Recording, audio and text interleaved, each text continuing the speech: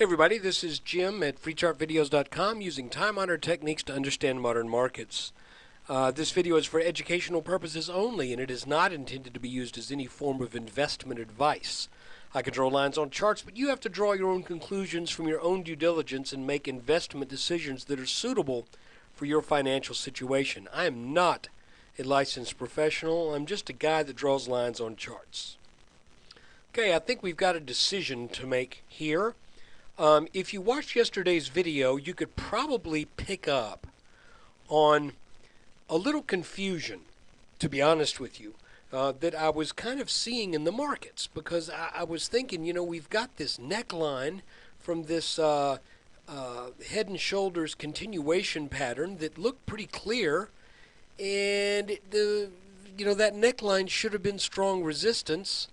Yet, as we see the action today, while the neckline did sort of act as resistance, eventually it gave way, and the S&P rose pretty easily over that neckline. What was also kind of adding to the picture yesterday, and I really, sometimes you just have to be honest and say there are mixed signals here. I was seeing the past 2 days of trading, and all of this right here, to my eye, had reversal written all over it. And but I was thinking, where's it going to reverse to? Where can it go? Because this is that, usually impenetrable neckline from the head and shoulders. But then we also had this big gap down, and we know how for whatever reason, and I'm not a big believer in gap filling, but you have to be honest and realize that oftentimes gaps do get filled. And I could get off on a tangent on that, but I won't do that at this point. So here's what I'm thinking is happening. A couple of things. If this is the correct neckline, okay, and right now I'm willing to say that might not be the correct neckline, and I'll show you why. It is what, as before today, looked to be the most likely neckline, but when we look at the pattern a little bit more closely, you'll see that there's some raggedness in the low points. So if that's the correct neckline, then this little reversal right here shouldn't have taken place. But it has. As a matter of fact, this looks like a little inverse head and shoulders, and it broke out, and according to the depth of this pattern, we should be getting up to about 1170 as a minimum. Now, if we get up to 1170, I figure we'll likely get on up to 1180 to the low or even mid 1180s, where gap resistance should be met. Now, what is gap resistance? Well, you got a bunch of people. Let's pretend like that people are all in S&P 500 ETFs. And for the 5 days from the 15th, 16th, 19th, 20th, and 21st, you got a lot of people who traded up in this range right here. And then all of a sudden, if they were caught flat-footed, they woke up one day, and suddenly their investment at 1210 had been slammed down to 11 to the 1120s, which is sizable.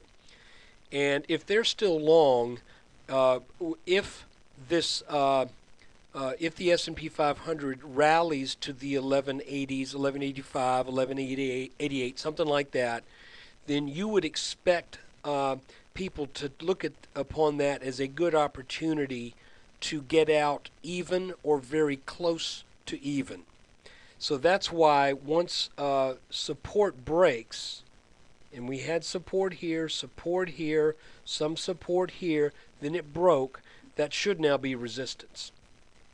And that's the psychology.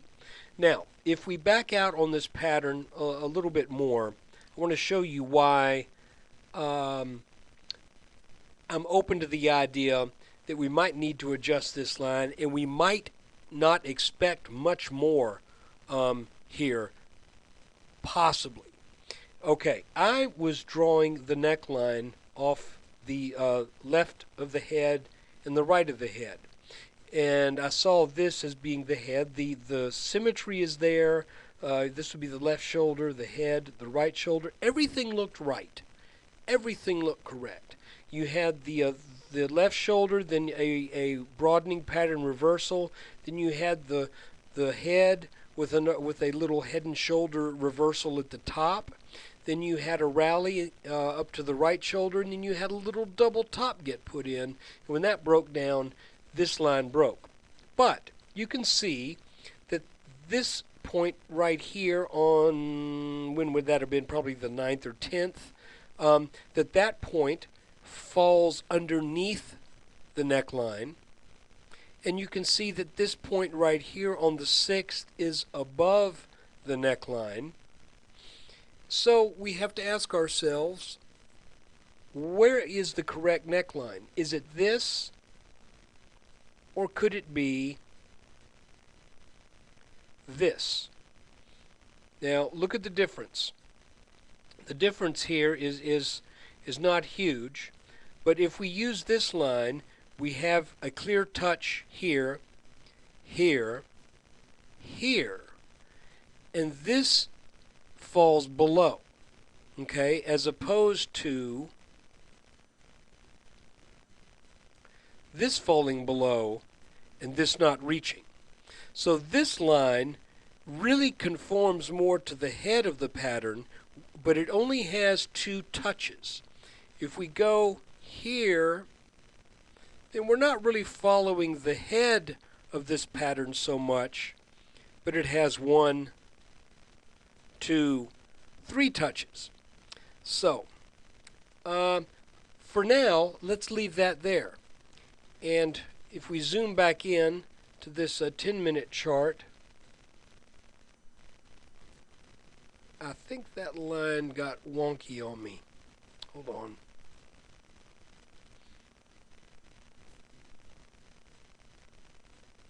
Yep, it moved a little bit. It does that sometimes, I warn you. So this shows that that this line, if this is if this is kind of the resistance line that we would expect from 1, 2, 3 touches back here in this pattern, then the markets are still slightly under that. Additionally, if we look at the depth of this very small inverse head and shoulders right here, and we add that, you know, ain't that funny? That says that if this pattern meets its minimum target, then that's going to be right around 1170, maybe a little, yeah, right around 1170, 1168, something like that. So I guess the moral of the story is charts, even though the data is hard and the data is very scientific, it's still open to some interpretation where you draw those lines. So what am I looking for right now? Well, let's see if this line now is the correct line. See if this little head and shoulders, inverse head and shoulders right here, meets its minimum target at that line, and then it gets turned back. Let's see if that happens. I'm still looking at this 1116, 1120 area right here. Once that breaks, that's when I'm thinking we have a real confirmation that that we're going to head down to the mid thousands, and I'm still thinking that's going to happen. But it's got to, you know, you have to have some trigger point at which you say, okay, now that we are below this area of support, you can see we've had 1, 2, 3, 4 goes at that level, and even this candle right here on the 9th got down there but quickly recovered. So I'm thinking that 1116, 1120 area is important support. But you know, you could say even if 1100 breaks, then this market's going to head down to at least the 1050s, 1040s area, something like that. Maybe lower. So that's kind of all I've got to say for today. I know this is, I was expecting some strength today. I was expecting a rally, but I was not expecting over 2% in the S&P. I was looking for something along the 1.2,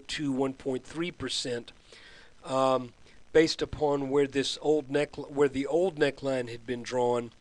But the strength today has led me to reconsider a few things, and let's see what the markets bring us tomorrow. Look, I appreciate you watching this. When you get a chance, come visit at freechartvideos.com, where we try to figure out what's going on in the markets using time-honored techniques.